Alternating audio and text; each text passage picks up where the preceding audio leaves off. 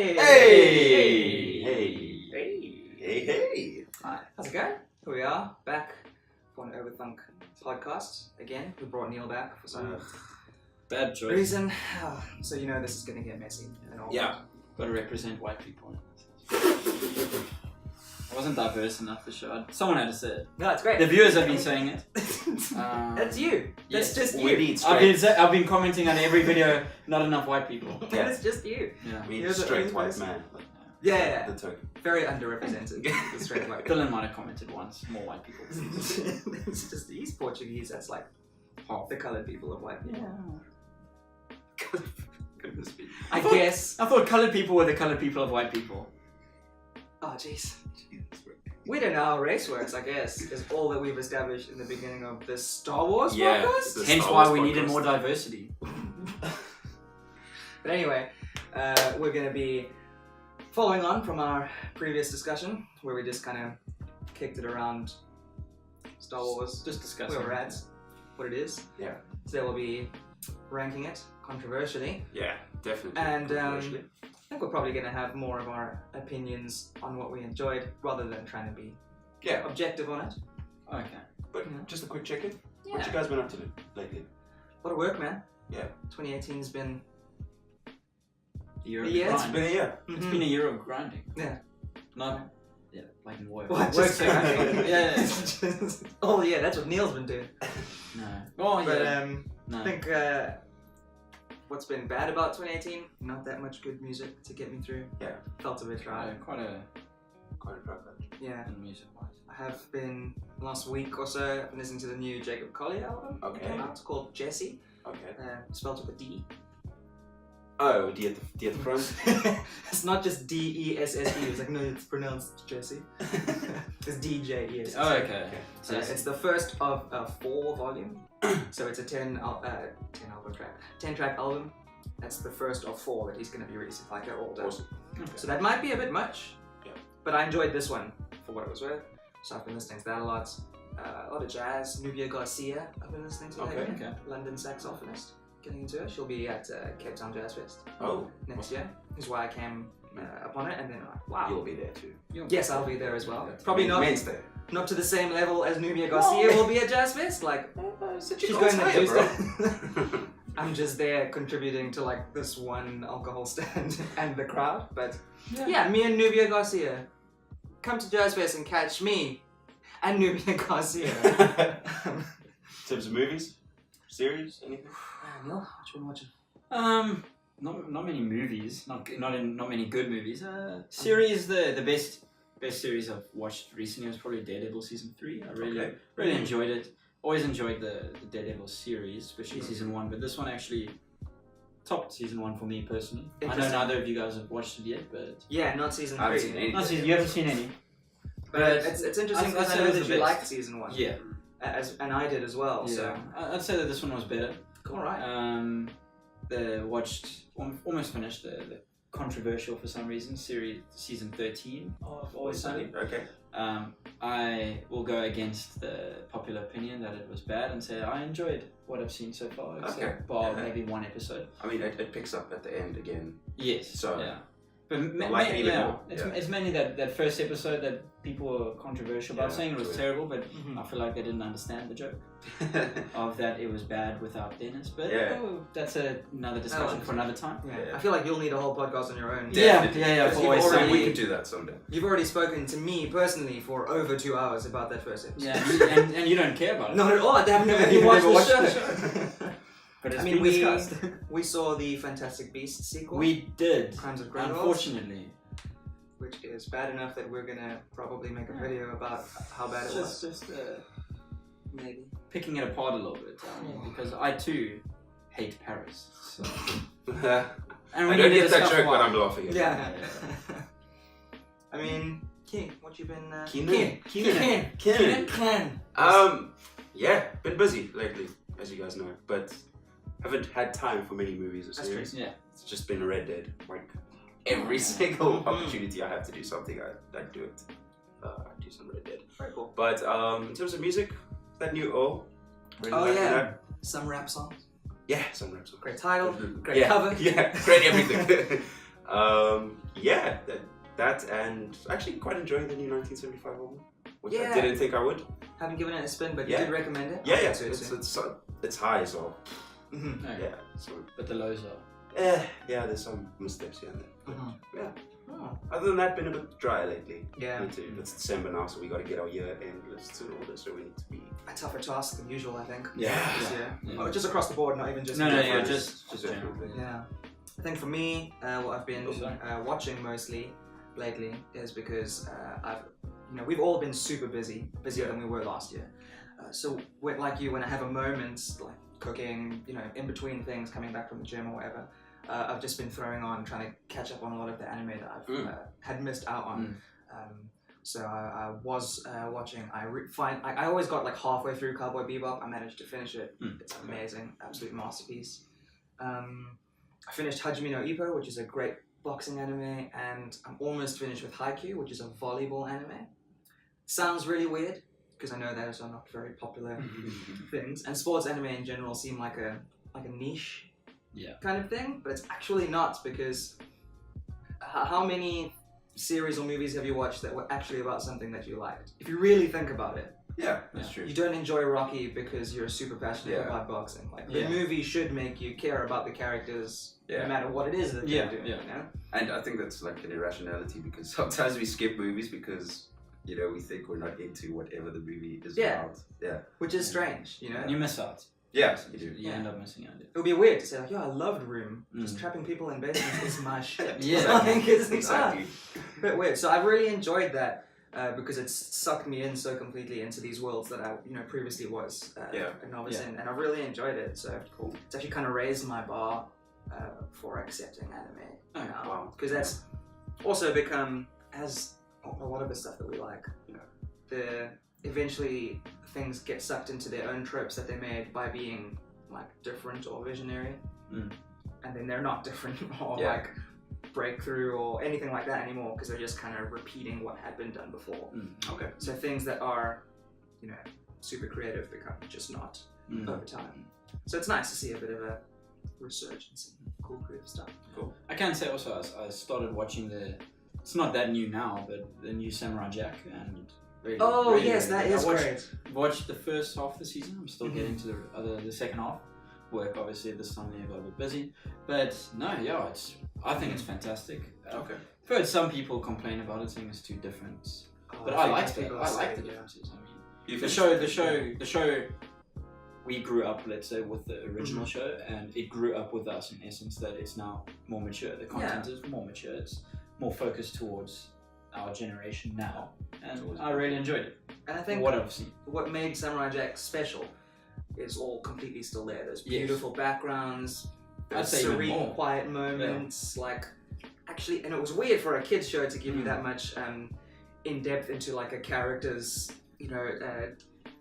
like his thought processes and what he was really struggling with as a kid, like quite a high standard of storytelling. So similar in essence to the Last Airbender series, in that way. Yeah. I mean, not to give anything away, but be ready for Heartbreak City. Cool. Oh, thanks. That kind of did give something away. Well, no. I mean, it was always kind of going to be sad because it's the last ever. It is very much the end. Oh, right. Yeah, of the. But it is very well done in a way. Okay. Good, so. I'm excited.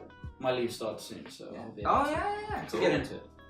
Right. So to get into That's the reason why we're here. The tea. The tea is very good, to be fair. Yeah. Haven't had a sip. I made it. Grew the tea leaves. Yeah. A tea farmer. When I say I'm busy with work, that's what that's what he does. Yeah, that on record. So we're all big fans of the franchise. Did you guys find it difficult or kind of easy to rank them? Just a disclaimer, my lips are super dry. Like, I'm not sponsored. But, sorry, that was a super dry. No, like just like your dry, like your actual lips. jackets. Yeah, my actual lips are very dry Super from dry last as night. And I'm a little bit hungover. But I'm not licking my lips because you guys look good. You look good. You guys are. You clean up nice. I mean, I'm definitely gonna pretend that that's the reason. Okay. That's cool. But if it seems like I'm looking at you and all the time. It's because they are legitimately dry. I don't think either of us noticed that until you pointed it out. I was very self-conscious about it. Okay. I just wanted to get Okay. out of the way. But yeah, onto your question. I was actually quite okay for me. I think I had clear ideas of how I ranked them. Like there weren't any difficulties really. The trash ones were trash and the good ones were good. So straightforward as that. Wow. Okay. Yeah. Okay.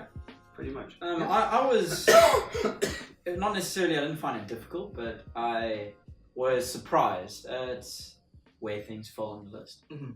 I tend to forget that there's 10 Star Wars movies available. 11 if we're counting the Christmas special, which None of us did. I think you're the only person who put it in your list. I didn't, but I think I might add it in now. It's going to be... That one's going to be difficult to place. Listen, there were some good moments, memorable moments. Memorable is a word. Memorable. It is a word. It is a... But can be used. But taking that out of the equation, I think I was surprised at where I placed some of the movies because some of them hold nostalgic points to me, knowing that they might be bad, but the nostalgic points help. Okay. And recent movies also just, even with increased budget and just things looking generally better than mainly the prequels, still surprised as to where I placed them. And yeah, it was a little bit more difficult, but I'm happy with how my list is turned out. Yeah. I think my struggle with ranking them wasn't so much, where to place them. Because when I started thinking about the list and actually ranking them in terms of how much I love the movies, they fell into place relatively easily when I started comparing them. Yeah. I think maybe that's what I was trying to say. Yeah. But then my struggle became that when I started looking at my list going, is that really where I'm ranking them? And then I started thinking in my mind, am I only thinking that because there's so much conversation around Star Wars? I've watched countless videos and listened to so many podcasts of people discussing it. Am I assimilating other people's opinions on that's a big thing. how good this movie actually was? Yeah. How many videos did we see about The Last Jedi? Yeah. How much of what I've heard is nitpicking. influencing my opinion of where to place it in my list? Because then I placed it and I thought, should it be this high? Should it be this low? And then I was like, no, you should really stick with what you think. It's so hard I to struggle clear with your that. head. It is. Yeah. It is. There's been so much nitpicking around The Last Jedi and The Force Awakens as of late that it's hard to form your own opinion without being influenced by external factors such as whenever a new one comes out, there's your homepage on YouTube is just filled with why I hated this movie or why this movie surprised me or everything wrong with. And there's that cycle after something gets like universally hated, it becomes like cool to love it. To like it, then the or the contrarian other way way. around. Or the other way around, Or the other way around. such as with The Force Awakens. Yeah. Which is the other way around. It's Interesting point. Do you guys think this would have happened?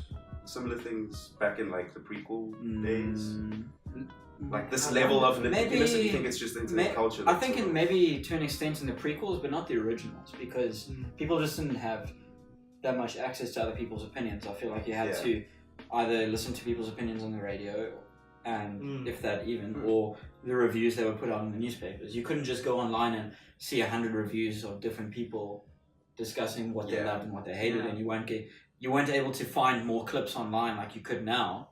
It's a lot easier to just go and find a clip, type it on YouTube. There's someone's going to have posted a cam copy of some really hated clip, and you can analyze that clip and hate it even more after seeing it 20 times, because you can hate anything more after seeing it 20 times. And I think, like, to your point, it would have been three nerds like us in a room talking about why we thought The Phantom Menace maybe was a disappointment when that came out. 2099.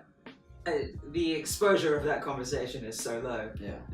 And now, like, we're recording this conversation, whereas that would have never happened before. So that's another factor. People with any sort of influence, you can be a fashion influencer now. You make a Star Wars video, you'll probably still get just as much kind of views on that. As you would. You would. That kind of thing starts muddying the waters around the opinions flying out there. You and whose opinion is better than another person's. And especially just, I wouldn't listen to this person if they were talking about a different movie.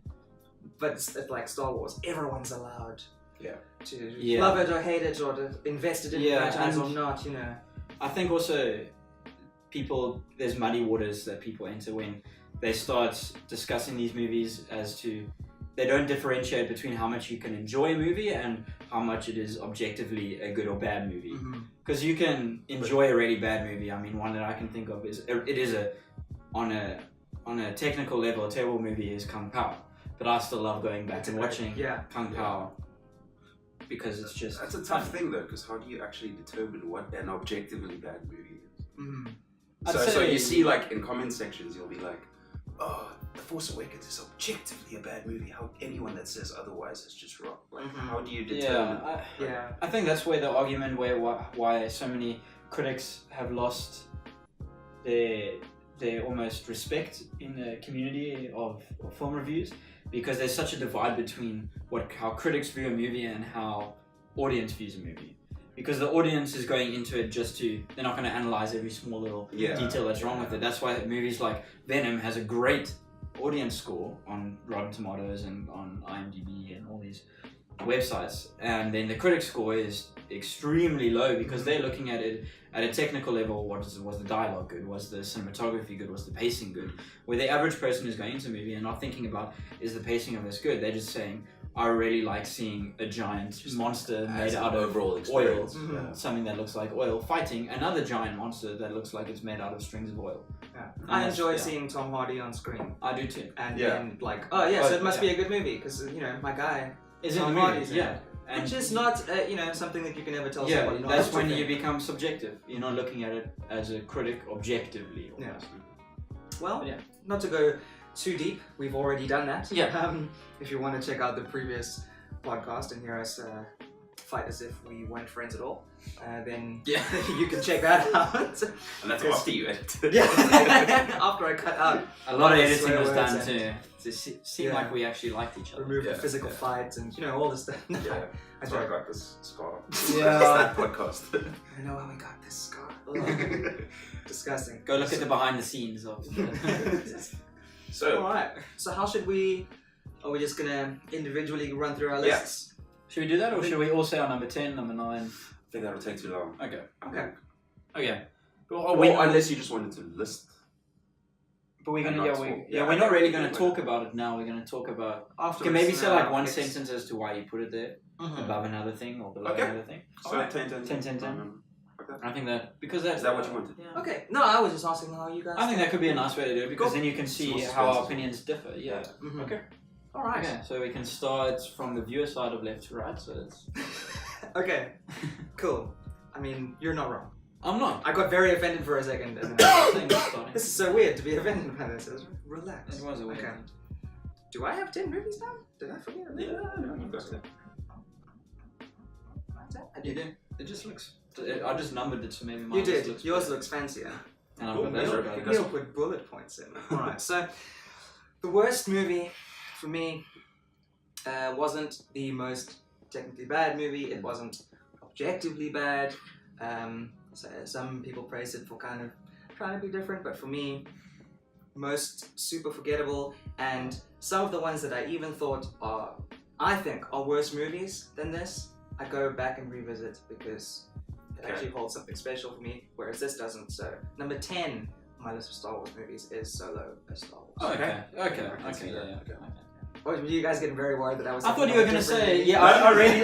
No, when you started, I know you, so I know exactly what you meant. Your first sentence of saying that people praised it for being different was where I got a bit worried. That's much higher on my list. Much higher on my list. All right. My number 10 was one of the more objectively bad ones. It's falling into the prequel category, and it's. I'd say not the one that most people, when they think of a bad Star Wars movie, go to, but it is Attack of the Clones, episode 2, and for me, I put that right at the bottom for me, just because it's when I watched that, when I went back and watched it recently in the last few months, I struggled to get through it. It's for me where they started trying to introduce too much politics into the movies. And don't get me wrong, he's a good world builder. George Lucas, great world builder, but doesn't know how to implement it into storytelling format for a movie. Without being just this world building. I'm just going to show you how big this universe is, and there's the Senate, and sitting through all of that, and just some of Christian Hayden's scenes, it hurts.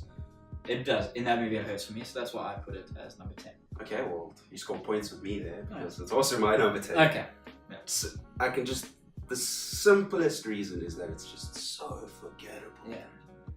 Absolutely forgettable. So bland. There's nothing I can remember from that movie. Like Nothing. nothing. I can bro. remember it. Obviously big. Yeah, Obviously we big can discuss it events, later. We'll talk later. We'll Yeah, talk later okay. about Oh, this. just the acting. It was The cinematography is Edit out my bland hand. for me. Squeezing the cash super hard right now. For me, the No. fight scenes are forgettable as well. Yes. Yeah, just across the board. Out of the just prequels, definitely. forgettable. Mhm. Yeah. Number 9 is right. Alright, so number 9. Again, like all of these are going to seem so agonizing for me, except for the last one. Fuck that movie. This movie I think was pretty bad from beginning to end. One of the things that annoyed me the most about this movie was that it took some actors that I really, really like and had them have just shocking performances. The only reason that this was not number 10 on my list is because of the unbelievably iconic fight at the end, along with the score. We know what you're putting out. Because that score is something that I play regularly out of the context of Star Wars, just when I'm going on a run, and it's the Phantom Menace. Okay. Yeah. Okay. I 100% agree with you there with Phantom Menace. Phantom Menace is my number 9. I kind of struggled to actually put it there, weirdly enough, but it's mainly because of the nostalgia factor. That was, we are all 25 here, or almost 24. But I mean, that was, as far as I can remember, my first introduction to Star Wars, and that was the first time that they'd started focusing them. I say, not the first time that they focused them towards kids, because that is episode 6. But they started focusing it towards kids.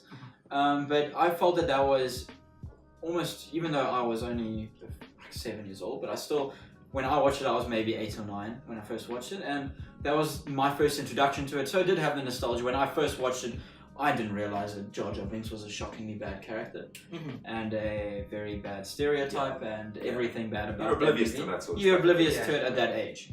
Maybe not this new woke culture that people have today. Where they grow up. you grow up with that. Yeah. Maybe they are, I don't know. But I did struggle to put it there. But I mean, going back and watching it now, being a bit more objective about it, it's a really bad movie. Not the worst, but it's bad. It still has more memorable scenes for me than Attack of the Clones did. But my number 9 as well. So across the board, for similar reasons, really. I also, as a kid, that was my first entry point as well. And you guys know I didn't watch the rest until much later.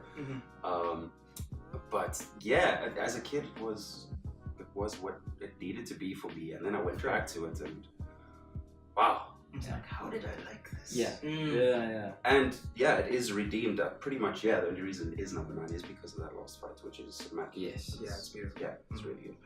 So Wow. So Phantom Menace in everyone's bottom 2. yeah, Interesting. not surprising. Not interesting. Okay. We like Darth Maul, but just Yeah. the rest is. Yeah. Should have stayed dead to screw your extended universe. I'm sorry. I'm sure the actor who played Kid Anakin is now not a bad guy, but did not. Yeah. Luckily, he was really young. Hopefully, he doesn't look anything like Interesting fact, not the actor on screen, but Peter Serafinowicz was the voice for Darth Maul. Oh, he was played by like a proper Like a stunt guy, martial yeah. artist, and then the voice was Peter Serafinowicz, which is quite interesting. Black hole. He's like one line. Yeah. Well, he's got 3 lines. Okay. All of them involve saying yes, master, in some way, shape, or form. So number 8 for me, again, won't be surprising, but also just a lot of stuff happening in it, a bit too big, a bit too all over the place. Almost in a rush to try and introduce enough things that can then have a payoff in the next movie. However, for me, more redeeming factors in totality than Phantom Menace. Not anything on the epic scale of Duel of the Fates with Darth Maul, Obi-Wan and Qui-Gon, but some nice set pieces, not executed as perfectly as I said, but for me, actually, a bit more memorable and something that I can go back to as a movie Whereas I watch the end of Phantom Menace, but You I'll watch the never rest, watch yeah. that movie at all. So Attack of the Clones. Yeah. Okay. For me, number 8. Okay. So we've all mentioned pretty similar movies so far. Yeah. My number 8 is one that I was surprised to put it this low as well. It wasn't necessarily a bad movie, but it's like you've concluded it. It's Solo, a Star Wars story, and it is forgettable. I can't remember too much about it, but the main reason I put it there is just it was a letdown because I felt like it was a movie that had potential. Quite a few good actors in there. I mean, we're all a fan of Donald Glover and many of the actors in there. And Woody Harrelson. Yeah. Always, yeah. And I think it was a letdown. I felt it was rushed. The change of directors so soon before release affected it, in my opinion. And I was discussing with Keegan on the way here, but just the lighting in the movie just really put me off it so much. And when watching it, we all watched it together, and I think we all assumed that it was a problem with the cinema that we watched it.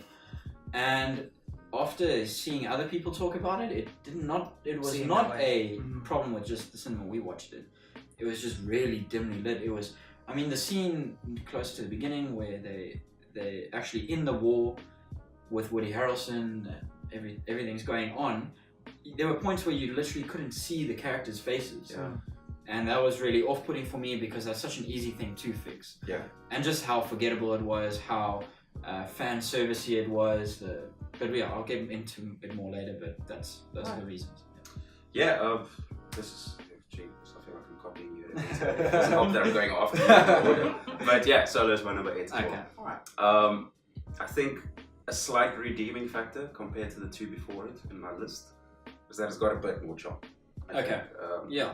Dialogue's a bit snappier than it is in the other films.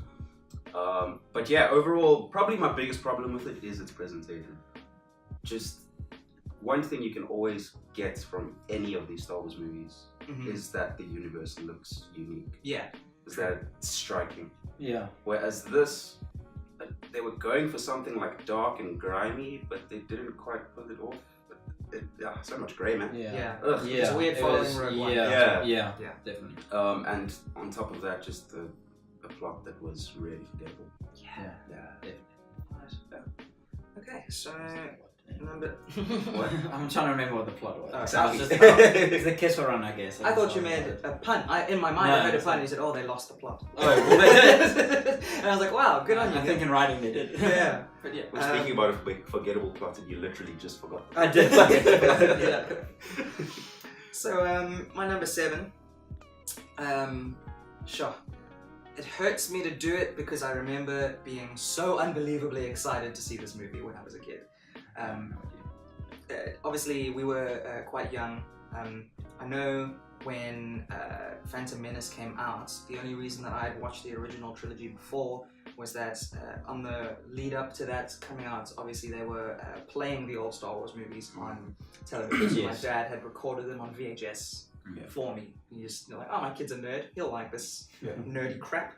So he recorded them for me. So that's how I got to see the original trilogy, which I appreciated more as I got older, to be fair.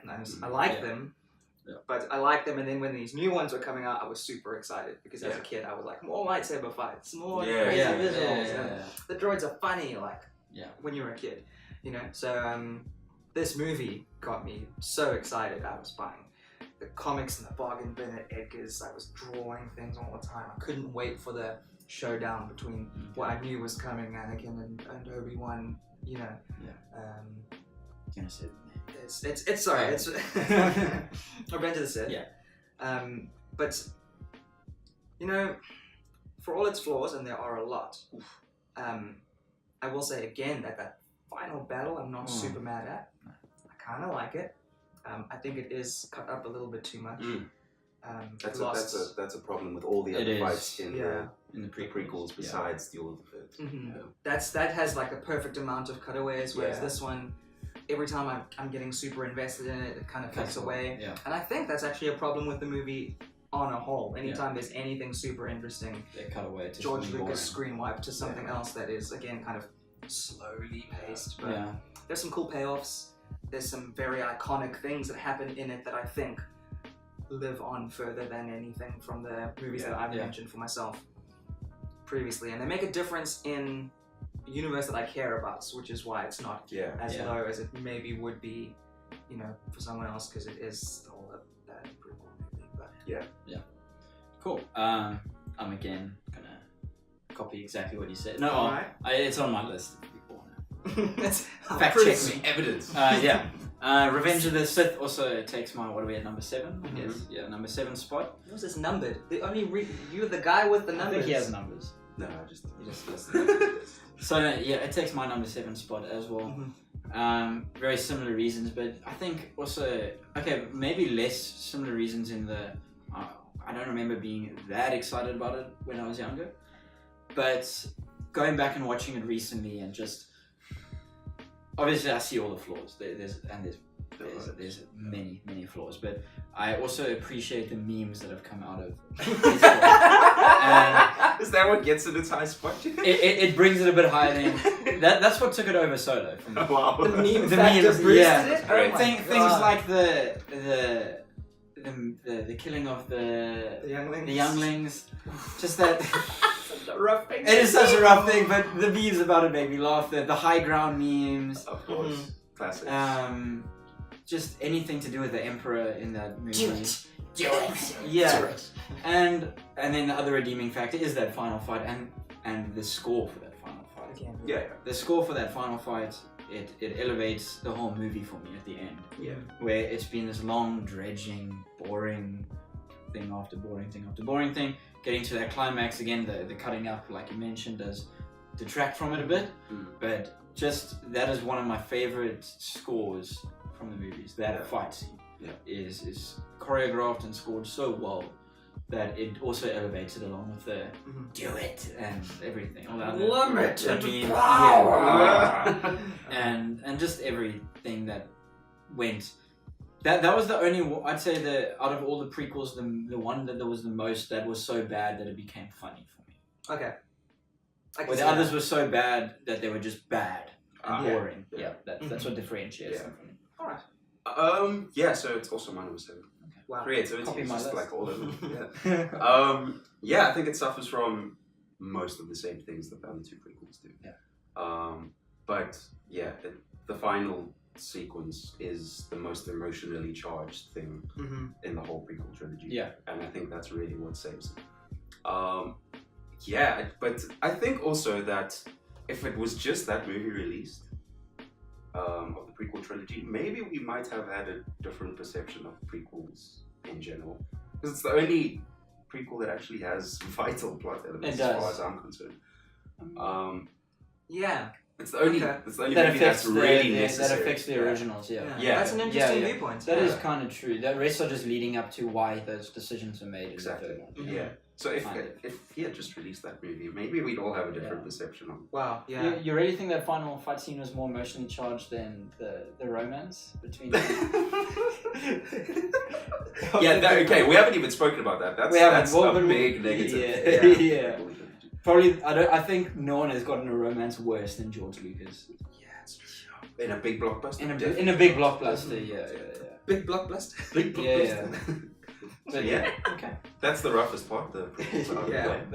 Now it's just gonna get a lot more contentious. Yeah. We're getting into realms. All the of prequels movies. are gone and Solo's gone. Basically. Yeah. So now we're just kind of Getting into what good we movies. enjoy less rather than what we hated. We enjoyed everything. I think this is where we'll start differentiating a bit. A lot. Yeah. And that's a good segue into this. And I know that you two are going to be very surprised. I know exactly. We know what's coming. I know what this is. Empire Strikes Back. The reason you're going to be surprised, we watched this. I was very excited to see this movie. I was very excited coming out of seeing this movie. I enjoyed this movie immensely. And I saw this movie a lot in the cinema. Okay, so it's not the one who. Oh, wow. Yeah. That's when he said he enjoyed it because he did not enjoy the other one. That's coming interesting. A out. He lot. put this below that. And so So the thing is, Why did two? the only way that this really changed for me is because I was lucky enough to get a special lady in my life. Okay. And so I was introducing Star Wars to her, which invariably meant we watched all of the movies, including, the newer ones. And just because, we're unfortunately quite far, I end up rewatching things out of necessity rather than like, oh, I should watch this so I can have a better opinion on it. And I kind of try and, when I'm showing someone a movie, recreate like a cinematic experience as much as possible. Like, super dark, nice volume. I use like the best monitor that I can. Popcorn. Yeah, some young popcorn, things like that. And upon like rewatching it later after that hype period where I watched it 6 times in the cinema, I finally get negativity around it. Not to say that I don't enjoy it. I still think it's a good movie. And it's The Force Awakens. Okay. For me, I think it introduced a really strong cast of characters. Yeah. Gave us some interesting, kind of motivations that are very new. I think, no one can really be faulted for doing what they did, being in the situation they were before this movie coming out. The end product is about as good as you can kind of get. Yeah. To be fair. Yeah. Trying to reboot something as beloved and as widespread as this. Yeah. However, just not something I'm about to. Oh, yeah. I will say I'm surprised by your choice. Yeah. And he said he watched it a few times in the cinema. It was, I think, 7 times. And I think it was 1 or 2 of them was in the IMAX? 2 of them was in 2 IMAX, 1 in 4D. That's So- a lot of money. So he spent at least 1,000 rand watching this movie in I would say cinemas. so. Yeah. I'd say around 1,000 rand. He's probably spent. That's So a lot of money. he's part of the problem. No, okay, no, you're not. But so that we can finally start differentiating a bit. So that is not my number 6. My number 6 was one that I did struggle to put there, and it was largely I struggled because there were quite a lot of good elements to it, and I did enjoy it. And it was them doing something very different. To no. You're thinking wrong. Okay. I think you're thinking wrong. Okay. So they were trying to do a lot of things different. It was very different to the normal Star Wars movie, and I was excited for it for that reason. And I'm not bashing the movie. I still enjoy it. See, now the way I get these top 6 movies, I all enjoy. And for me, it falls lower because there were a few fan servicey things. The beginning part of the movie felt unnecessary, a lot of unnecessary stuff going on. And for me, it is Rogue One. It falls into my 6th place. So it wasn't what you got I think I was on Keegan's train of thought. Yeah, because the moment you start mentioning different, That's how I felt when he It's the said one he's number moment- 10. It's when Yeah. like it was. So the different thing was them not doing a movie about Jedis. Yeah. Same with Solo, I guess. Yeah. And showing the more actual war side. And I say I enjoyed a lot about this movie, and we'll get more into what I enjoyed later. But all of these movies coming up, I really enjoy, and Rogue One is the one I enjoyed the least. Okay. Right. Sure. Yeah. That's my number 6 too. We have an identical list. bro. Nice. 1 and 5 is the same. For me, just my biggest issue with this is that I don't find any of the characters particularly memorable. Okay. That it just serves as a sort of bridge between 2 plots, 2 events that we know a lot about. Yeah. Similar to Solo. Yeah. So that's the biggest negative for me about that movie. I think a lot of it is pulled off really well though. It is. Even that fan servicey moment that I know you're talking about, it's the Vader. Yeah, it's still a good. It's still staged very well. Yeah, it is. Best we've ever seen Darth Vader. Since we finally get to see him pull off something. Since I'd say episode 6, he was pretty good. Anyway, just on the whole, I just didn't do much for me. If I can sum it. The final set piece is really good. This is a great battle. There's some beautiful shots as well throughout the whole thing. Yeah. Felicity Jones is great. Mm. But yeah, just characters. That's the main thing. That's the main takeaway I should have from all of these movies. Is characters that I can latch onto. Yeah. And that gave me none of them. Okay. So, I kind of like K2SO. Yes. It's the only character Yeah, that and it's a I robot. properly latched onto, Yeah. and he's not even a person. Yeah. yeah. Yeah. Well, I be mean, we argued. loved That can be R2D2 argued. and C3. And then and R2D2 didn't even have lines. Yeah. Well, he did. Did you really love C3PO? A lot of people hate him. A lot of people But hate yeah. him. I think he's a necessary. Yeah, he is kind of nice. He is, Yeah. Oh, well. Him and R2 play well. Into the top 5. Into our top 5s. Here we are. I feel like we're just going out of line. But yeah, my top 5 is Rogue One. Okay. My top 5. My number 5. My 5. My top 5 was Rogue One. Number 4 was Rogue One. Yeah. Number 3. I love Rogue One. It's just the best. Yeah, I think it was different. Sure. Yeah.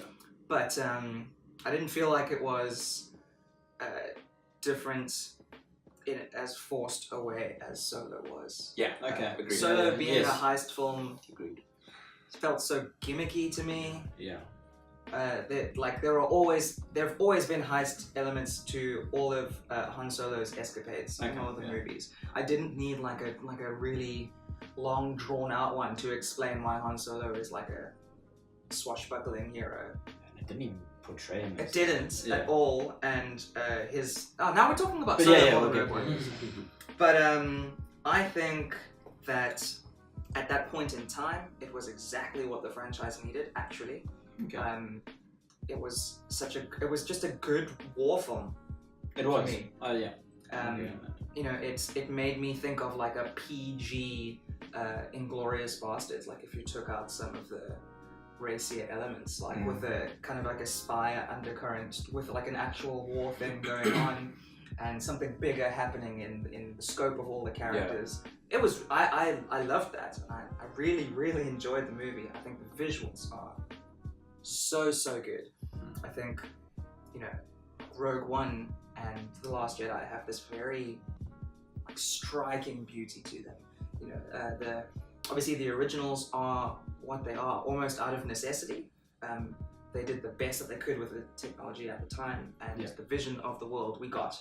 The prequels were then too digital. You know, that's always our problem with it when you go and watch them back, because that stuff ages. But I find they really hit a good mix with Rogue One. Okay. They are just a visually stunning movie, especially towards the second half, like really beautiful. And the characters for me, they're not the strongest. Okay. But I think in terms of the war setting and for what it does for the franchise, I didn't mind. Okay. It didn't affect me, or rather, I know that they're weak, but I didn't hate it. Okay. I I think can understand that. Yeah. it's probably a minus for you if you're not super invested into the Star Wars franchise. I can see how that would affect your watching. Which I wasn't at that point. Yeah, and I can see why that would make this an objectively not this high up movie. But you know, we are talking about like our favorites, and this is where it falls from. Okay. And I will say that even when I was a kid, I didn't quite understand why everyone was so scared of Darth Vader. You got Until it, then. And in that final scene, I was like, imposing oh, he I was. get it. Yeah. I get it. This is something that would be a legend like across the galaxy. Yeah. Like, you gotta be fucking scared of this Vader guy that the Empire has. Yes. He will Yeah, come in yeah, and fuck your shit up. And that's what I saw. And that was beautiful, in as fan servicey as it was. Cool. So my number 5 is, and this again, it's so difficult to choose at this point, but it was the Force Awakens. Okay. I put that at number 5. Difficult for me to do it because I did enjoy it. I went into it very excited for the movie. I enjoyed it a lot. I didn't watch it 7 times in the cinema, but I think I watched it twice. Both times were with you. So I got 2 out of 7. I really did enjoy it, but it was just a retelling of A New Hope, and it was obviously a retelling of A New Hope, and I wasn't upset by it, but it was less original than it could have been, and some of the characters were a bit too thin, almost. I felt Rey was a bit thinly, not her, Yeah, not no, it's her. fine. She's not thin. Well, she's not fat. She's fine. the character was a bit thinly portrayed, and not enough depth to her in the fact that she could just do everything, which is a big complaint that she has in both her movies so far. And that took me out of it a bit. The random little things. Not the biggest fan of Mos Kanata. Get into it more later. Stuff like that. Overall, it was a great way to kick off, in my opinion, in almost the perfect way to kick off the new trilogy. Got people excited. People left it feeling happy. People left it feeling this is exciting. We have a new character to latch onto. We have a lot of intrigue into looking forward to what's happening with Luke. Is he still around? What's next movie we're going to get him? And I thought it was a great stepping stone into creating a new excitement for the younger generation. Yeah. While still providing elements of old Star Wars for the older generation and wiping your memory clean of prequels and the foul taste in your mouth that we had of the prequels. Jeez. Cool. Hey man, you're gonna list it again? You're gonna list my number again? Very succinct. It is because he's laughing. Oh no! It's 100% a Force Awakens. That is 100% the Force Awakens. I hate you so much. Why couldn't we put me in the middle? Or just go into this order? But yeah, it was really, really tight between this and what's placed fourth on my list. Okay. On the one hand, you have this, that's just a solid adventure, that doesn't like lose any sort of momentum throughout. Yeah. And on the other hand, my fourth place movie is pretty uneven, but has seriously high highs. Okay. But in the end, I took more away from what's fourth place than I did from this one. Yeah. And yeah, like you guys were saying, it's sort of just, it is a retelling in general. They sort of try to disguise all those almost identical events from episode 4 by swapping genders. Yeah, it is a little bit like it's a planet, it's a not thin a veneer. We can all see through it, Yeah. but like charming, really, like and a great Yeah, set very of new charming. characters. I actually really like I do. Ray from the get go. Yeah, and Finn especially. Finn, yeah. And Poe. Poe's excellent as well, even though we didn't see But him. underused, but he still grasps your attention. Yeah, Like from the opening, Immediately. I think And- I immediately liked Yes, him. yes, Yeah. and the chemistry between him and Finn, you know. Cool. Romance. Ship or skip. Yeah, and also another great final fight to add to. Definitely. Yeah, that fight in the woods is phenomenal. Yes. It's probably top 3, top 4 set pieces in the whole. Wow. Yeah, for me. Okay. Yeah, so overall, pretty happy with Force Awakens. Yeah. Alright. Numero. So I guess it's me. Well, number 4 now, yeah? Yeah. Yeah. So, again, this will... Number 4 might shock you. No. That's going to be the title of the top 10 Star Wars number and 4. I don't know if number 4 is going to shock you, but the Not absence anymore. of what you assumed was going to be my number 4 will shock you. Not you, but you, as being people Oh, who know you're me. putting even higher now. than But, what I thought would now be it. Okay.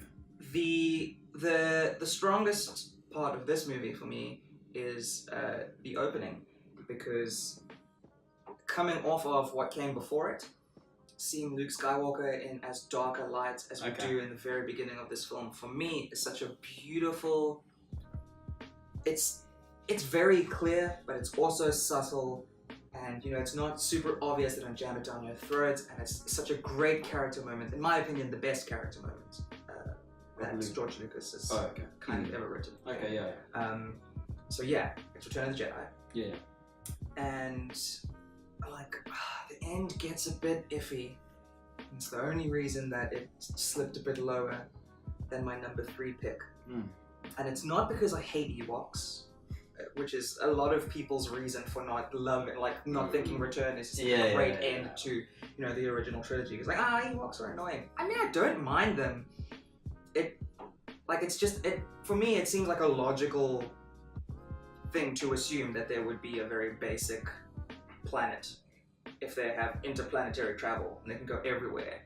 It didn't annoy me that there was a planet with a basic kind of tribe-like civilization. We can discuss it.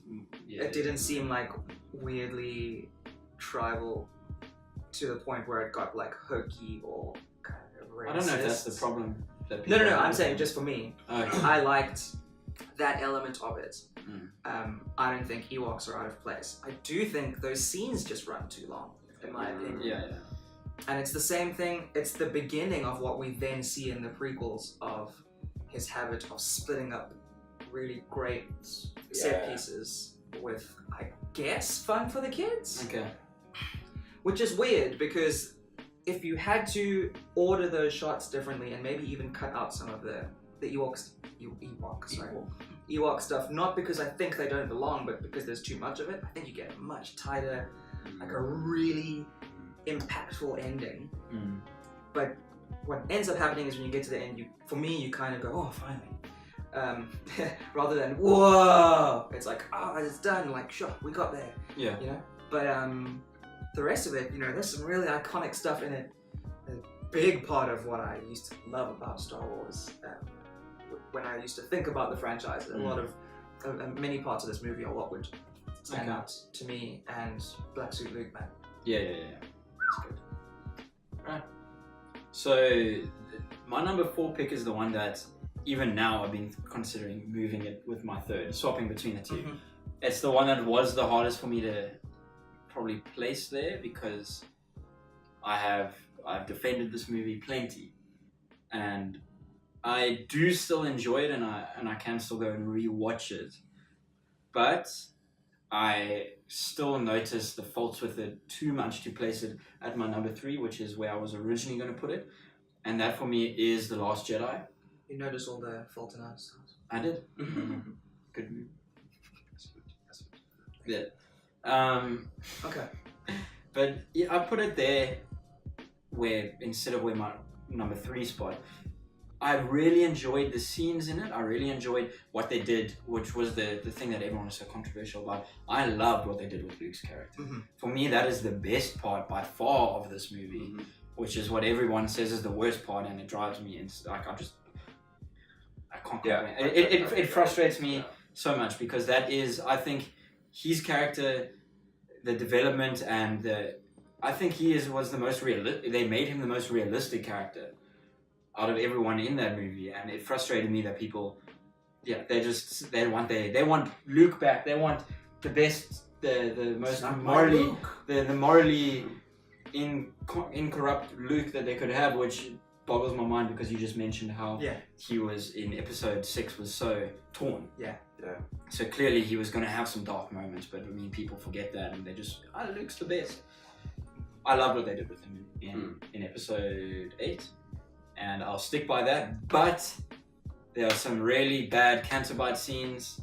There are some really, really, really forced SJW stuff, PC culture stuff, which, listen, I don't have a problem with any of the actors. They were doing their job, and the job that they did was great.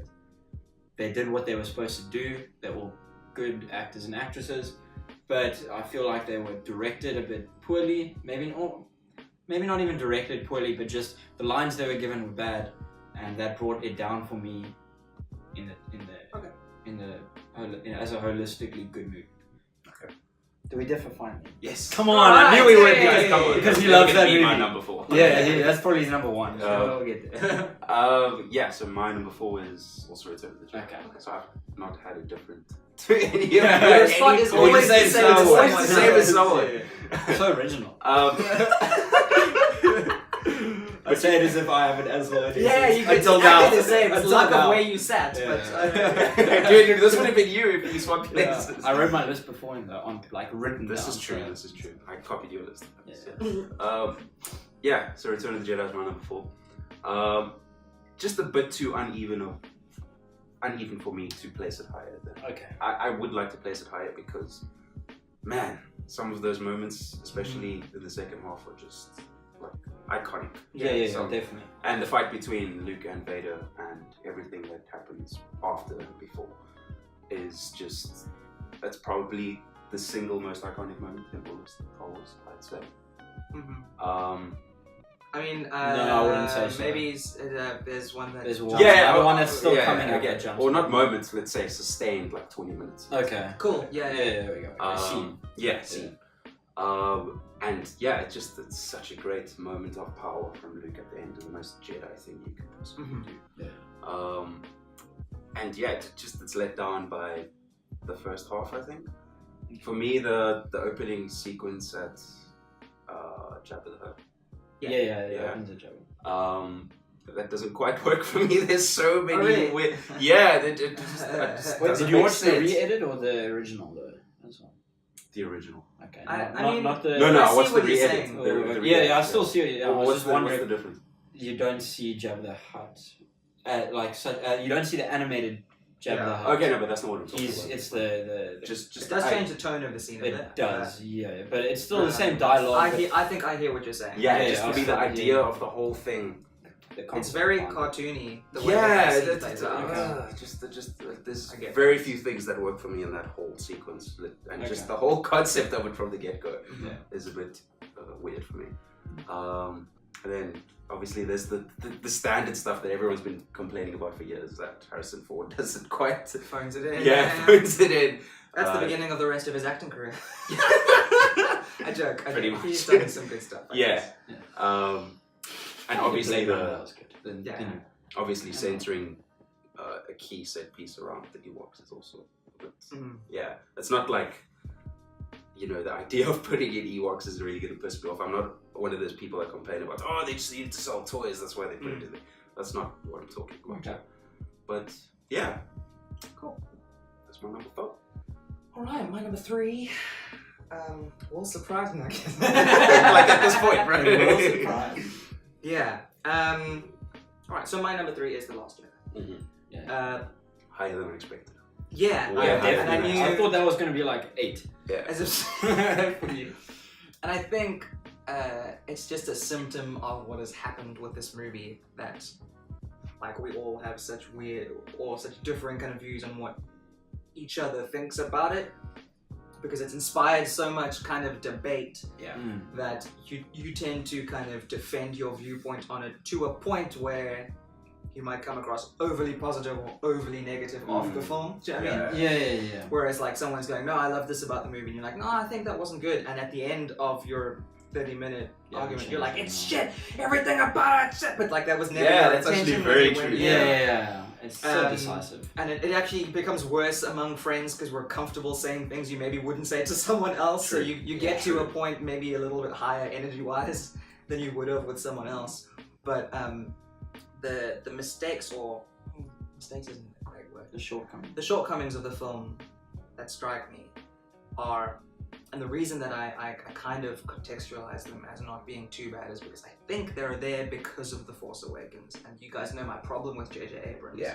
And again, and it's the same thing that I was saying about The Force Awakens, where I was like, when in the position that they were in, I think they did about as good as they could, bar some of those stupid mysteries that were quite clearly placed as like bait.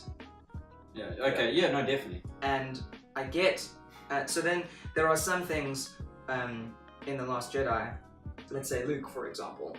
You were saying like, you like what they did with Luke. I know you also liked what they did with Luke, and I don't dislike what they did with Luke.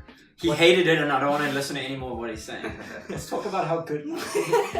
Like my problem with it is that the way that it comes across in the film, and this only becomes a problem if you're aware of the universe and the discussion, etc., is that it became an issue of people, generally like The Force Awakens, thought it was very samey. This is a repeat of stuff we've already seen. We have to absolutely not repeat what we've seen. Luke, like going down here, this road that he does, there's stuff from before that means this wouldn't be completely out of left field. It makes sense for the character. It's good. Let's do that because that's going to be unexpected. And, no one can accuse us of just, we're not going to rehash stuff. We're going to write our own movie and then they do it. But then I feel like they don't really write in enough explanation for it, for me. And the only reason that I say that is because for me, a big part of Luke's character is wanting to protect those closest to him. Okay. And the way that it comes across, that I get, they kind of explain it, but he doesn't seem to care for Kylo, weirdly. And I know that, you can say he does, but the reason that he does is because we're kind of told that he does, but I don't see it in the movie. So I'm not averse to Luke having this dark side that really comes out. I think it's great. I think, you guys know, because I just mentioned it, how much I loved that duality inside of Luke at the beginning of episode 6.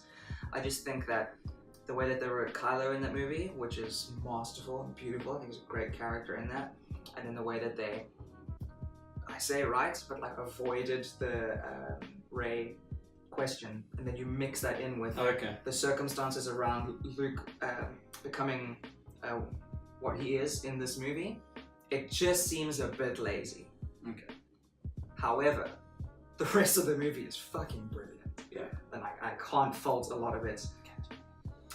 Except for Bar Canto Bite, which is the only reason I'm not placing this as high as, Keegan might.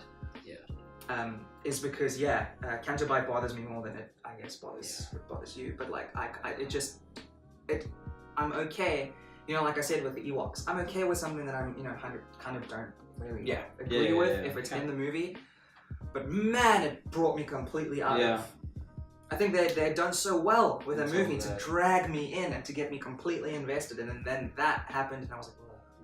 And I think the reason I hate Broomstick Kid so much is because of Canto Bite. Yeah. And if Canto Bite wasn't there, I wouldn't have hated it as much. I wouldn't know. You know what I mean? Canto Bite stopped it from being probably my number 2. Yeah. But anyway, that's my number 3. My number 3 is Return of the Jedi, and this is like I struggled to put it there instead of the Last Jedi, or the Last Jedi even higher, because it's just Canto Bite really. But what I love about Return of the Jedi is it's just you got such great character moments from Luke, like you mentioned when you spoke about it. At the beginning, where he's just so torn between where he is after finding out what he finds out in Empire, and I think it is for the most part a good way to end the trilogy, bar the actual ending of the movie. Unfortunately, bar the way that they ended the movie. And I will be the one guy here who's going to complain a little bit about the Ewoks, and it's not because there's like you said. And this isn't bashing how you viewed it. Of course, I did say it was negative. I know you did. Yeah, you both said it was negative, but we didn't. My dislike for them is that I can fully understand that there would be primitive planets in this universe, and because there would be, but it was how this primitive creatures, these little, and they're teddy bears. Let's not beat around the bush. These are teddy bears, and they were there to sell toys, and I can understand that. But also the argument is that just because it's a kids movie doesn't mean it needs to be bad. Mm-hmm. And a lot of people give bad movies a pass by saying it's a kids movie, which is it doesn't have to be the case, which we haven't seen it yet, but I'm assuming a movie like the Spider-Man Into the Spider-Verse is generally a kids movie. I haven't seen it yet. What I've heard is good, and I'm excited for it. Yeah. Doesn't have to be a bad movie. The Incredibles. The Incredibles, a good movie. Kids movie, like majority of Pixar, original Pixar. We're talking about some Miyazaki movies as well. Yeah. So just because it's a kids movie doesn't mean it's bad. And though their characters, I find, were bad, why were they able to take down walkers? Why were they able to so easily using like the most primitive of technology, spears, rocks attached to ropes, vines. I don't think they have I don't know. Like just destroying like super like advanced technology like walkers, penetrating stormtroopers' armor, which is notoriously weak because like every laser, I don't know what the point of the armor is really when it comes to lasers at least, but I thought at least like a spear couldn't penetrate that stuff, but they could. And in essence, bar the fact that what Luke does by defeating the actual Sith, well they're not Sith there, but you understand what I mean, by beating the big bad protagonist, is that this little tribe of Ewoks that has no technology brought down the Empire, in essence, in those last 15 minutes. And that frustrates me too much. Evil resistance. But I still prefer that to Canto Bite. Wow! That's crazy. Okay. Okay, so my number 3 is actually the The Phantom Menace. I changed my mind. It's not my He didn't though. There's a...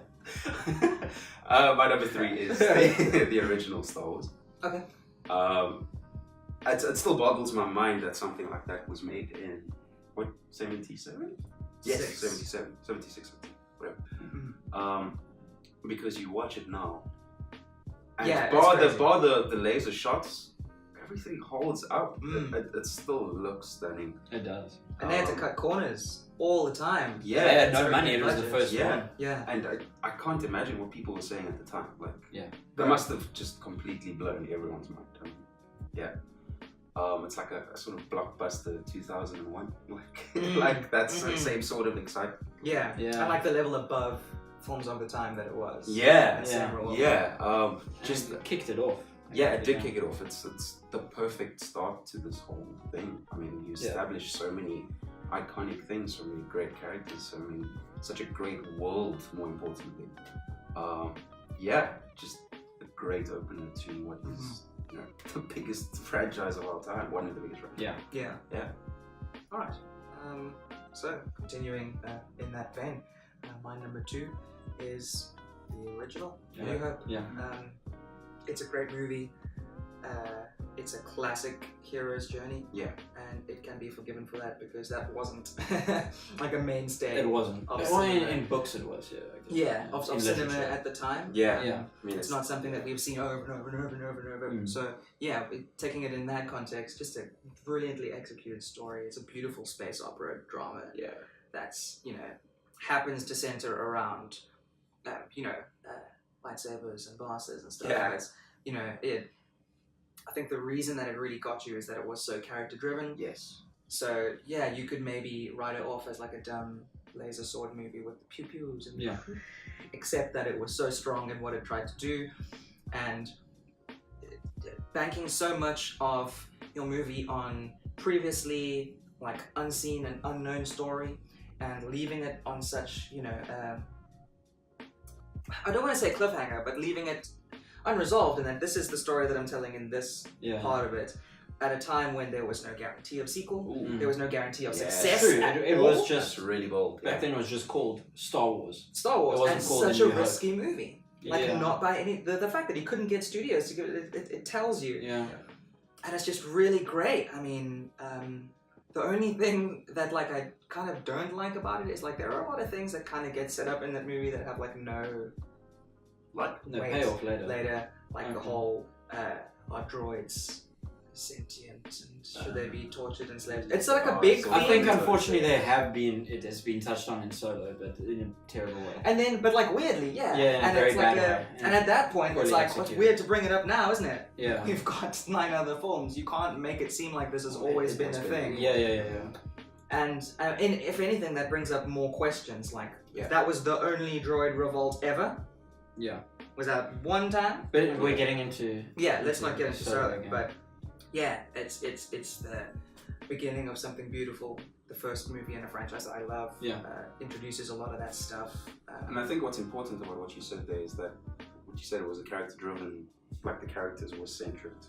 If you had to strip away all the flashy elements of the movie, you'd still have a very good story. Yeah. And I think that's what you lose with a lot of the other movies. The ones that we mentioned earlier. Yeah.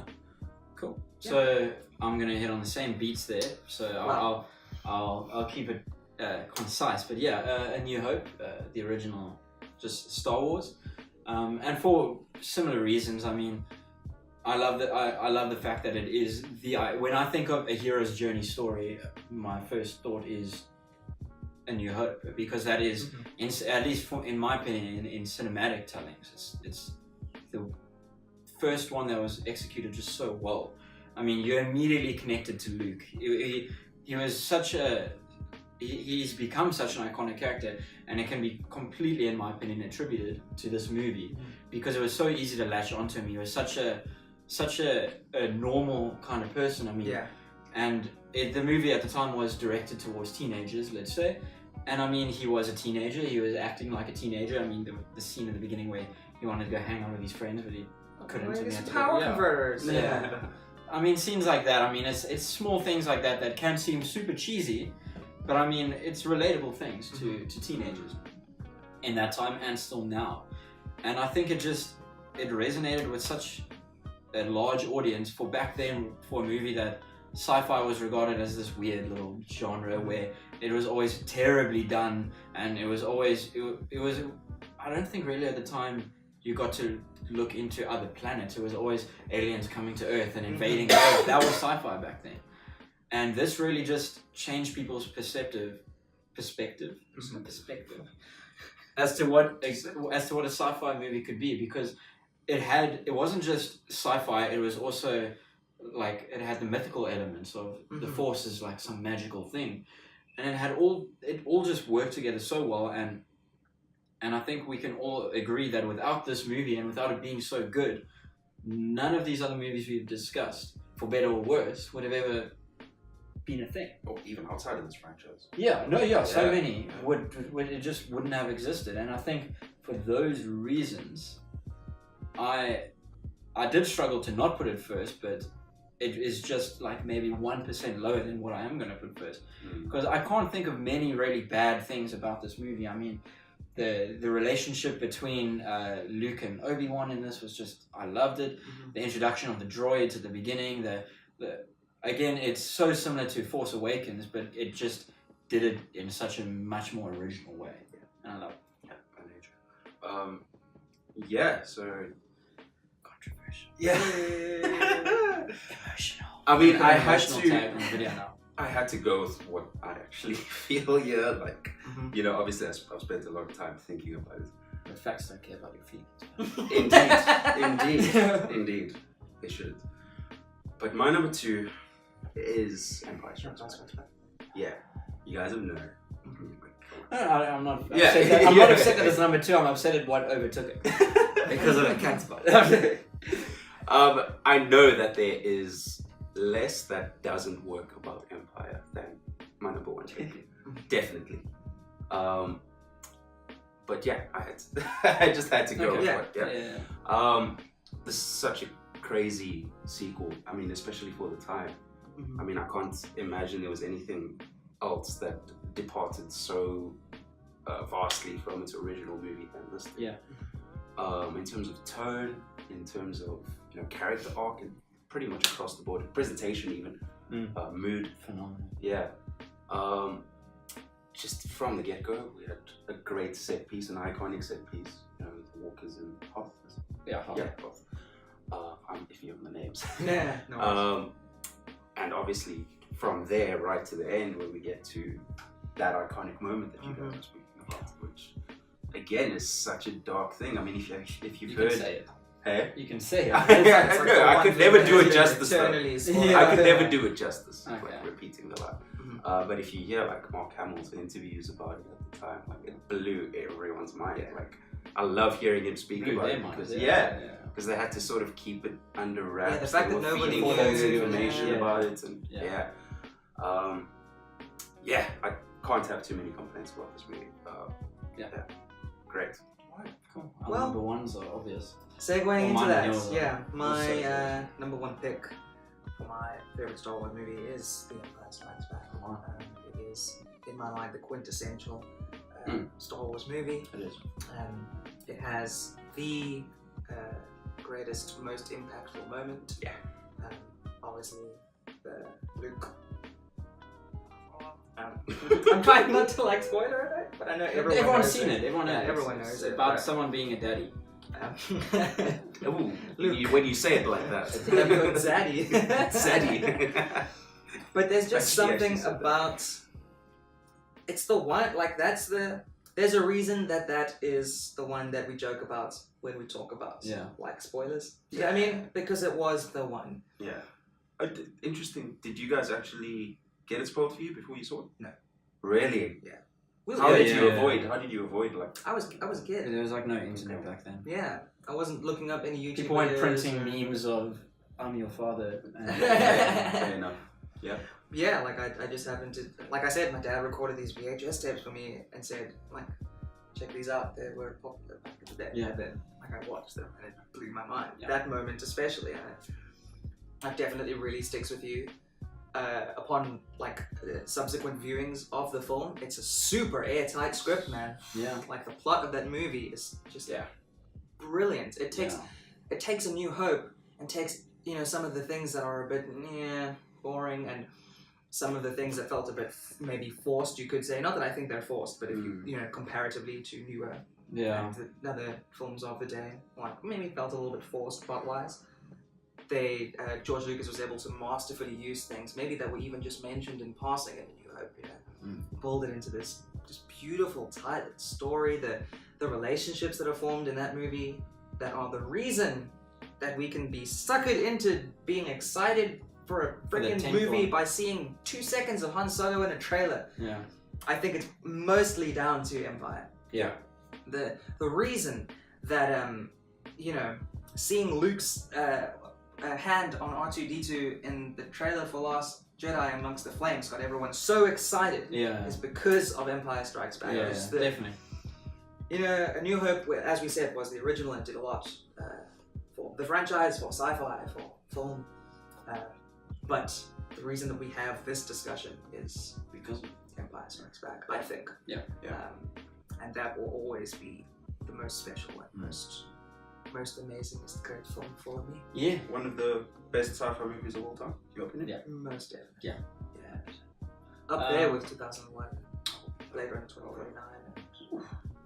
That's quite a catapult. Yeah, we've been blessed with the sci-fi movies. So, if it wasn't obvious already, my number one is Star Wars: A Christmas Special.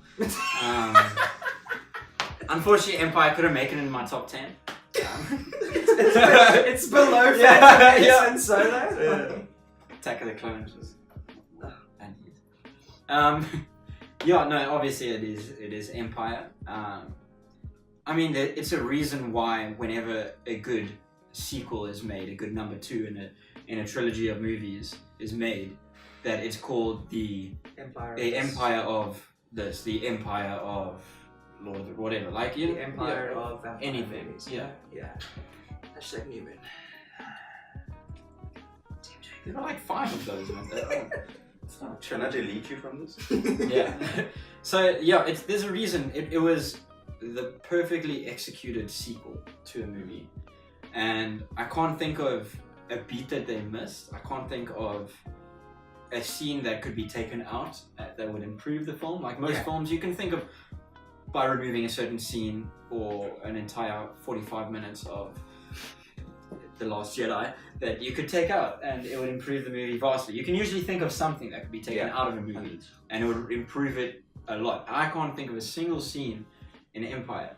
I mean, from the start on Planet Hoth, and I mean, the way that they incorporated, even like, as a lot of people know with Mark Hamill's car injury, where they had to explain it somehow, and they didn't want to just you coming in and now his face looks different.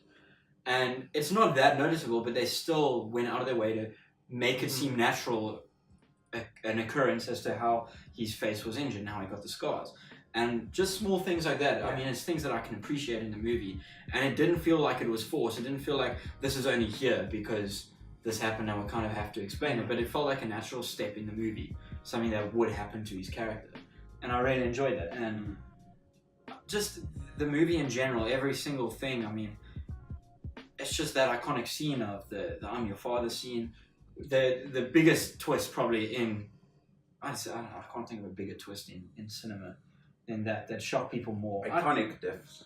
Yeah. No, I'd say as a twist. I can't think, because it's not it's not hinted at all. I mean, in New Hope, back like it's become such a big thing now to hint towards further movies of these little Easter eggs, these little secrets. Yeah, but back then that wasn't a thing. Like in the 70s, 80s, that just like a movie was a movie. There was no like hidden little things for further movies back then. There wasn't really, people weren't watching a movie and thinking, ooh, I wonder what this is leading up to, because it just, trilogies and things like that weren't that popular. I mean, you had like the Superman movies, but they weren't connected in any way to each other really, besides the fact that like it was the same cast.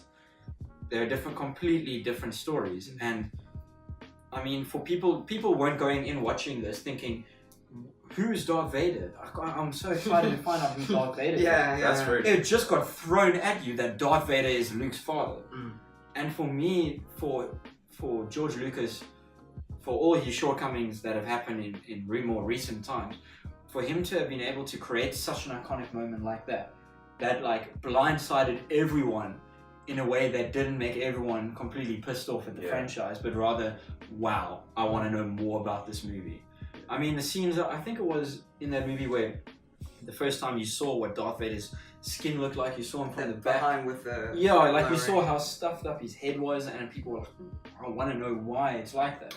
And I feel like that, at the time, people didn't realize what it would lead to with the prequels, for good or for bad, but it was, in essence, setting stuff up like that. Like, he wasn't just a faceless monster, he was a character with motivations. There were reasons why he got to this place. Yeah, like extended universe, the quality of the extended universe aside, it wasn't. We need to give props to a movie so good that it would warrant the creation of the extended universe. You know, whether we like what happened after or not, the fact that it's that good. The characters just played off so well. It felt so natural. I think it's set 3 years after New Hope. I might be wrong. I think it's around 3 years after New Hope. They have now worked together. They've been on the run from the Empire for so long, for 3 years now, and you really feel that they have been on the run, that the odds are against them, and you feel that weight of, this is serious, this is an actual war that has consequences and has stakes. Yeah. And it set up what we know today as Star Wars. I did it for you. Thanks, man. Because you need to change your mind. So my number one pick for the best Star Wars movie, in my opinion, is the movie that came out exactly a year ago today, and that's The Last Jedi. Today? Yes. Wow. Or was it yesterday? It's the 15th today. Could have been yesterday. I think it would have been. No, it would. Yeah, but. Oh wait, months don't work like that. Months don't work. It's always, it would have been. The 15th was a Friday last year. It's not a leap year. Oh, forgive me. Yeah. For me, this is the first time. I think the only time, I don't think I felt this watching Empire because so much of it had been spoiled. But this is the first time I actually really truly felt connected to a Star Wars. Okay. Like truly. And there are just so many things that this movie gets right. That, you know me, like there are imperfections in all of my favorite things. Sure, yeah. And I don't ever count them. Like they just... That includes us. Yeah, definitely. I just, I think he gets almost every character spot on. Yeah. Okay. I love what they do with Luke. I think that's the anchoring of the movie. Yeah. What he does at the end is a culmination of Jedi teachings, which is just perfectly executed for me. Yeah, I definitely. And for me, the best lightsaber fight in the whole series. I love. Not lightsabers. Hey. Yeah. Oh yeah. The best action scene. The best action scene. Yeah, because lightsabers never touched each other in this movie. Yeah, I just think the performances throughout that scene. I get the feeling that they are fighting for their lives, which I don't get even from Duel of the Fates from me. Okay. Oh really? Yeah, I actually don't get that feeling from Duel of the Fates. I just think it's staged so beautifully. Yeah. I love shots where there's just, my favorite action scenes are the scenes where there's just a whole lot of busy stuff happening. And it's just so well choreographed. Yeah. It's beautiful. I will say Kylo's emotions in that final fight scene were just incredible. From that to that one-on-one with Rey. Yes. Oh. Yeah. No, it's stunning. It's gorgeous. And the way that they had obviously built it up throughout the movie with their connection. Yes, was which masterful. is brilliant narrative technique, which is taken from Rashomon, from Kurosawa. Yeah. George Lucas is a massive fan. A massive fan. Yeah. Hidden Fortress was. The Jedis are based on samurai. In essence. Yeah. Also that's the first time I feel like they brought in different ways to present the narrative for a Star Wars movie. And I appreciate that sort of thing. Another iconic moment is Holder with, that is her name, right? Yeah, Admiral Holder. Yes, right. Admiral Holder. Which we were all like dumbstruck. Oh, except for that one. Except for that one bit in the cinema. Yeah. And even some of the things that this movie gets criticized for, like, you know, the fact that Snoke has no backstory. No, I'm fine with that. Snoke was the weakest part of Force Awakens for me, so I'm fine with that. Mm-hmm. I think the decision to make your most complex character the center of the story is... it makes way more sense. Yeah, it makes way more sense. I also think they knew they couldn't replicate a Darth Vader type character, and they didn't. I don't think they wanted to try, because whatever they tried wouldn't work. Exactly. And again, I think the reason that this bothered me less and less, or no, I'm lying. It still bothers me, but the reason that I take it out more on The Force Awakens than I do on The Last Jedi is because that was not The Last Jedi's fault. There was 100% no need for J.J. Abrams to. He is built up in that movie, Snoke, as a thing to wonder about. Again, and you know, as we were speaking about weirdly about anime at the very beginning of this podcast, where what was original for you, the thing that you do now, is not in 20 years' time. And directly, you know, as much as The Force Awakens is good in its plot, directly trying to do something that happened in A New Hope and Empire by happenstance, because they're really good movies, trying to recreate that feeling very obviously by being, look at this mysterious big villain, wonder whose dad he is, doesn't work. But I think The Last Jedi addresses a shitty situation well. Yes. 100%. The fact that it has to address it is not its fault. It's definitely not. That is a big reason why I JJ's give fault. that a pass. Yeah. I give Rey's parentage a pass. You know, those sorts of things, because that's not The Last Jedi's fault. It deals with those things. I don't necessarily quite well. give it a pass. I give it praise for that. Sure. I just wouldn't go that far. I've mentioned it to both of you before. I prefer that she's a no one to anyone, because I've said it to both of you. I think I said it on the previous one where we discussed this. It makes the universe so much smaller when everyone has to be related to someone. And it's a criticism we had of Fantastic Beasts, which we'll discuss in another one. Where just everyone has to be related to someone, otherwise people won't be interested in who this character is. If Rey had to be the daughter of Luke, or the granddaughter or daughter of Obi-Wan, I would just I would be mine. Couldn't you have shown us nobodies then? The way that it happens in that movie makes it look like she ain't got no parents and she's another. Well, that is and not... again, that's not my... I don't think that that's a complete weakness of Last Jedi, because again, it's like... That's a weakness of The Force Awakens. It's like, hey man, here's this shitty half-burnt pizza.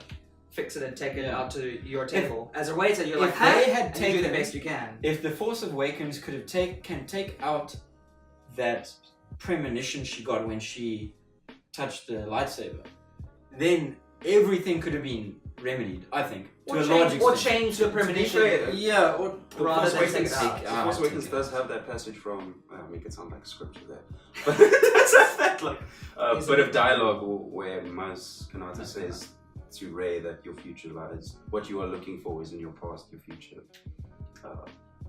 Well, Neil did mention he doesn't like something to that effect. But especially in Episode 8. Where she's like, that Skype call was annoying. Wasn't feeling that. That was as... She was alright. I could deal with her in Force Awakens. She wasn't terrible. But I feel like they were trying to, in a little kind of way, trying to replace Yoda, and they not it. That was like another little Yoda type character, and it's just... Again, mistakes that JJ made that were difficult to... I like, people praise JJ's work way more. Weirdly, and I think he made way more missteps. He created all these expectancies, and he himself had, as far as I know, had no way of paying them.